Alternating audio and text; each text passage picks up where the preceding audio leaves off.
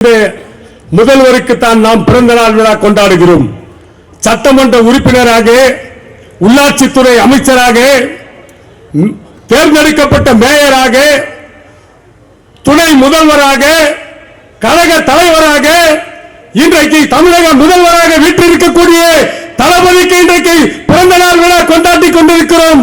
வடசென்னை கிழக்கு மாவட்ட கழகத்தில் இந்த கூட்டத்தினுடைய தலைமை பொறுப்பினை ஏற்றிருக்கக்கூடிய மண்டல குழு தலைவரும், வில்லிவாக்கம் மேற்கு பகுதி கழகத்தை பலிவோடும் வழிநடத்தி வருகின்ற ஆற்றல் மகிழ்ந்த செயல் வீரர் அருமை அண்ணன் கூப்பி ஜெயின் பிகாம் அவர்களே, வருகை தர இருக்கின்ற இந்திய உபகண்டம் திரும்பி பார்க்கக்கூடிய விதத்திலே பாரதிய ஜனதாவினுடைய தலைவர்கள் ஆளக்கூடிய மாநிலத்திலே கூட இப்படிப்பட்ட ஒரு அறநிலையத்துறை அமைச்சர் இல்லை என்பதை நிரூபித்து காட்டியிருக்கக்கூடிய, எங்களை வழிநடத்தி செல்லக்கூடிய வடசென்னையினுடைய கிழக்கு மாவட்ட கழகத்துடைய ஆற்றல் வாய்ந்த போர்ப்படை தளபதி அருமை அண்ணன் பி.கே. சேகர் பாபு அவர்களே, வருகை தந்து சிறப்பிக்க இருக்கின்ற சென்னை மாநகரத்துடைய மேயர்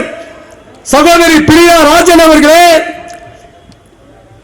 நாடாளுமன்ற உறுப்பினர் அருமை அண்ணன் தயாநிதி மாறன் அவர்களே, பேராசிரியர் வீட்டு சீதனம் எங்கள் பேராசிரியருடைய பேரன், எவனும் சுட்டு விரல் நீட்டி குற்றம் சொல்ல முடியாது ஒரு தலை சிறந்த சட்டமன்ற உறுப்பினரை வில்லிவாக்கத்திலே பெற்றிருக்கின்றோம்.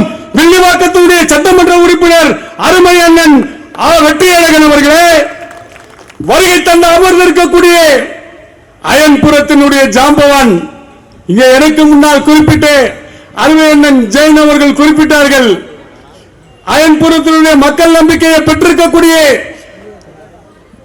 முன்னாள் மாமன்ற உறுப்பினரும் கிழக்கு பகுதி கழகத்தை பலிவோடும் வழிநடத்தி வருகின்ற அருமை அண்ணன் வே. வாசு அவர்களே, பொதுக்குழு உறுப்பினர் முன்னாள் மாமன்ற உறுப்பினர் அக்கா சாவித்திரி வீரராகவன் அவர்களே, மாவட்ட மகளிர் இணை அமைப்பாளர் அக்கா சுதா தீனதேவன் அவர்களே, பொதுக்குழு உறுப்பினர் டி. வி. செம்மணி அவர்களே, மாவட்ட மாணவர் அணியா இருக்கும் போதே ஒரு கலக்கலக்கினவர், இன்றைக்கு இளைய தளபதி துணை முதல்வருடைய கரங்களில் இருக்கக்கூடிய இளைஞர் அணியை வழிநடத்தக்கூடிய பொறுப்பை எங்கள் மாவட்ட கழக செயலாளரும் எங்கள் துணை முதல்வரும் நம்பிக்கையோடு ஒப்படைத்திருக்கின்ற ஆற்றல் மிகுந்த செயல் வீரர் நம்பிக்கையை வீணாக்காமல் இந்த வானவில் விஜய் அவர்கள் நம்பிக்கையோடு செயல்பட இருக்கின்ற அண்ணன் வானவில் விஜய் அவர்களே, மாமன்ற உறுப்பினர் அக்கா லதா வாசு அவர்களே, தொழிலாளர் அணி துணை செயலாளர் வரதன் அவர்களே, இளைஞர் அணி துணை அமைப்பாளர் ஜே. பிரபு அவர்களே, முன்னாள் மாவட்ட துணை அமைப்பாளர்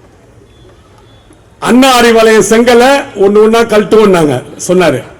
இன்னைக்கு என்ன நிலைமை, அவர் வீட்டில் இருக்கிற செங்கலை எடப்பாடி போய் ஒரு சின்ன ஷேக் காட்டினாரு. அதுல இன்னைக்கு அவர் செங்கல் எல்லாம் ஆடின்னு இருக்கு. அவர் செங்கல் ஆட ஆரம்பிச்சிச்சு. டேய், எங்க அறநிலையத்துறை அமைச்சர் அவர் ஒட்டு மொத்தமா ஆயிரக்கணக்கான கோயில்களின் கும்பாபிஷேகத்தை ஸ்மெல் பண்ணிருக்காரு. இந்த காத்து டெல்லி வரைக்கும் போயிருக்கு. இந்த கும்பாபிஷேக காத்து டெல்லி வரைக்கும் போயிருக்கு. இன்னைக்கு உன் நிலைமை என்ன, உன் செங்கல் காலியாயின்னு இருக்கு. அதனால தம்பி அண்ணாமலை, அவர் என்னோட 10 வயசு 12 வயசு கம்மி வருதான், அதனால தம்பின்னு சொல்றது தப்பு இல்லை. அதனால தம்பி பார்த்து பேசணும், பகல்ல பக்கம் பார்த்து பேசு, ராத்திரில அது கூட பேசாதுன்னு இருக்கான். நீ எந்த நேரமும் அந்த லண்டன் போயிட்டு வந்ததுல இருந்து அவனுக்கு புடிச்சு கிடக்க பாருங்க அந்த பைத்தியம். ஐயோ, அவன் 1-2 கனவு காணல, சென்ட்ரல் மினிஸ்டர் கனவு காண்றான், கவர்னர் கனவு காண்றான், இருக்கிற எல்லா கனவையும் மொத்தமா கண்டுட்டு இப்ப என்ன ஆயிடுச்சுன்னா, அமித்ஷா சொன்னா கெட் அவுட், எடப்பாடி உள்ள வரா, நீ வெளியே போடுறான். அந்த எடப்பாடிக்கும் சொல்லிக் கொள்கிறேன், இன்றைக்கு அதிமுக அழிய போகிறது. எங்களுக்கு ரொம்ப பெரிய சந்தோஷம். பிஜேபி அலைன்ஸ் ஏடிஎம்கேன்னு சொன்னா அதுக்காக நாங்க வேலை செய்யாமலா இருக்க மாட்டோம். வேலையை தொடங்கியாச்சு. எங்க மாவட்ட செயலாளர் வேலை தொடங்கி 3 மாதங்கள் ஆகிறது. இந்தியாவிலே ஒரு கட்சி 6 தொகுதியிலும் வேலைகளை எல்லாம் தமிழ்நாடு ஃபுல்லா தொடங்கியாச்சு. ஆனால் ஒரு 6 தொகுதியிலும் இரவு பகலாக, நாளைக்கு காலையில கூட இங்க மோர் ஊத்துறதுக்கு வராரு. அதே போல நாளைக்கு காலையில் மரியாதைக்குரிய சகோதரர் அகிலன் டிவிஷன்ல அமுதக்கரங்கள் 500 பேருக்கு டிஃபன். அண்ணன் சிட்கோ சேகர் தலைமையிலே அங்க பார்க், சிட்கோ பார்க், அங்க 500 பேருக்கு டிஃபன். அது 6:30 மணி, இது 7 மணி. எங்க அண்ணன் 4:30 மணிக்கு எழுந்துருவாரு. எழுந்து ரெடி ஆகி என்னையா டிஃபன் எல்லாம் போயிடுச்சா, டக்குன்னு வந்து கரெக்டா 6:30 ஸ்பாட்ல இருப்பாரு. இங்க 1 மணி நேரம், அங்க 1 மணி நேரம்.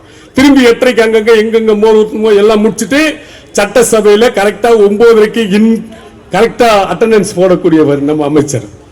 அதனால ஒவ்வொரு துறைகளிலும் என்ன நடந்தது, மோடி என்ன சொன்னாரு, எல்லாருக்கும் எவ்வளவு போடுறாரு, 15 லட்சம். டேய், வெத்தலை பாக்கு ஒரு வாழைப்பழம் இது வாங்கறதுக்கு 5 ஏதோ சங்கு மாதிரி ஊத்துறான். 15 ரூபாய்க்கு ஒரு வெத்தலை பாக்கு வாழைப்பழம் வாங்குறது கூட இவன் காசு போடல. இந்தியாவில் ஏதாவது ஒரு திட்டத்தை மோடி செய்தார் என்று இந்திய நாட்டு மக்கள் 150 கோடி மக்கள் இதை அனுபவித்தார்கள் என்று சொல்ல முடியுமா? சொல்லுங்க.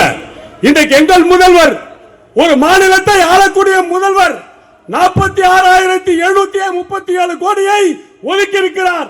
ஒரு இந்திய தேசத்தை 28 மாநிலங்கள் 8 யூனியன் பிரதேசங்களுக்கு சேர்த்து மோடி ஒதுக்கி இருக்கக்கூடிய தொகை 78,000 கோடி. ஒரு மாநிலத்துக்கு எவ்வளவு? 46,737 கோடி. நீ எதற்காக பிரதமர்? எங்க தளபதி பிரதமராக இருந்தால் இந்தியாவுக்கு 4 லட்சம் கோடியை ஒதுக்குவார். இன்றைக்கு எங்கள் தளபதி போன வாரம் சொன்னார், மாணவர்களுக்கு 2,000 ரூபாய், 20,000 ரூபாய் மதிப்புள்ள லேப்டாப் 2 லட்சம் மாணவர்களுக்கு வழங்கப்படும். இதற்கான தொகை இந்த ஆண்டு 2,000 கோடி ஒதுக்கப்படுகிறது. இது 25-26க்கான 2 லட்சம் மாணவர்களுக்கான தொகை என்று தொகையை ஒதுக்கிவிட்டு லேப்டாப்பை அறிவிக்கிறார் என்றால் எப்படிப்பட்ட முதல்வர்? நதிகளை தேசியமயமாக்க வேண்டும் என்று மோடி சொன்னாரா? ரஜினிகாந்த் பேசினாரா? 1 கோடி ரூபாய் தரேன்னு சொல்லி ரஜினிகாந்த் சொல்லி 9 வருஷம் ஆகுது. ஆட்சிக்கு வந்த ஒரே வருஷத்துல இன்னைக்கு 11வது வருஷம். ஆட்சிக்கு வந்த 1.5 வருஷத்துல சொன்னது, மோடி சொன்ன பொய்யில பெரிய பொய். இந்தியா முழுவதும் அனைத்து நதிகளையும் இணைப்பதற்கு 5.5 லட்சம் கோடி தேவைப்படுகிறது. நடிகர்களாகிய நீங்கள் எல்லாம் ஏதாவது உதவி செய்யணும்னு சொன்னாரு. கரெக்டானே? உடனே சொன்னாரு, நான் 1 கோடி ரூபாய் நாளைக்கு காலையில தரேன். அவருக்கு தெரியும் மோடி செய்ய மாட்டார்னு. அதனால ரஜினிகாந்த் அறிவிச்சிட்டாரு. இன்னைக்கு இங்க ஒரு ப்ரோ ஆடிங்கிறாரு. ப்ரோ, இந்த படம்லாம் ஓடாது ப்ரோ. திமுக என்பது அன்னை இந்திரா காந்தியையே மன்னிப்பு கேட்க வைத்த இயக்கம். எமர்ஜென்சியை கொண்டு வந்த வேளையிலே அன்னை இந்திரா மன்னிப்பு கேட்டதற்கு பின்னால் தான் அந்த கூட்டணியை அமைத்தவர் முத்தமிழறிஞர் டாக்டர் கலைஞர் என்பதை பதிவு செய்ய கடமைப்பட்டிருக்கின்றேன். நீ யார் தம்பி? கூட்டம் முடிஞ்சவனே, ஒரு ஊர்ல கூட்டம் முடிஞ்சவனே சொல்றேன்னு கோச்சுக்காங்க. லேடி சொல்லக்கூடாது. அந்த திரிசால நான் பக்கத்துல இருந்து பார்த்துருக்கேன், டை இல்லாமலாம். அதுக்கு டையெல்லாம் அடிச்சு அதை கூப்பிட்டுன்னு போயிடுறேன். இந்த இப்போ 4 நாள் முன்னாடி பொதுக்குழு எல்லாரும் சாப்பிட சொல்லிட்டு இவர் நேரா கீர்த்தி சுரேஷ் ரூம் போட்டு வச்சிருக்கான். செய் வெக்கமால, செய் நாய், நீ எல்லாம் ஒரு ஆளே, உன் பின்னாடி இவ்வளவு ரசிகர். எந்த இளைஞராக இருந்தாலும் அறிவோடு நீங்கள் பயன்படுத்துங்கள். இங்க தமிழ்நாட்டில் என்ன இல்லை, மும்மொழி கொள்கையை பத்தி என்ன பேசி என்ன போராட்டம் நடத்தி இருக்காரு சொல்லுங்க. இந்த இருமொழியை படித்ததால் தான் நம் பிள்ளைகள் அயர்லாந்திலே 5 லட்சம் வாங்குகிறார்கள், அமெரிக்காவிலே 10 லட்சம் வாங்குகிறார்கள். தமிழ்நாட்டு இளைஞர்கள் என்றால் ஐரோப்பிய கண்டத்திலே முதலிலே வேலை தருவது நமது தமிழ்நாட்டு சகோதரர்களுக்கு. காரணம் என்ன தெரியுங்களா? ஏல் யூனிவர்சிட்டியிலே பேரறிஞர் அண்ணா ஆங்கிலத்திலே இலக்கியத்திலே கேட்ட கேள்விக்கெல்லாம் டக் என்று பதில் சொல்லி இந்த குள்ள மனிதன் அமெரிக்காவிலே பிறக்க வேண்டியவன் என்று பாராட்டினார்கள். அந்த ஆங்கில வார்த்தையை கேட்டுவிட்டு தான் இன்றைக்கு நம்முடைய பிள்ளைகளுக்கு மிகப்பெரிய அளவிற்கு வேலை வாய்ப்பு. மரியாதைக்குரிய அறநிலைத்துறை அமைச்சரும் எங்களை வழிநடத்தி செல்லக்கூடிய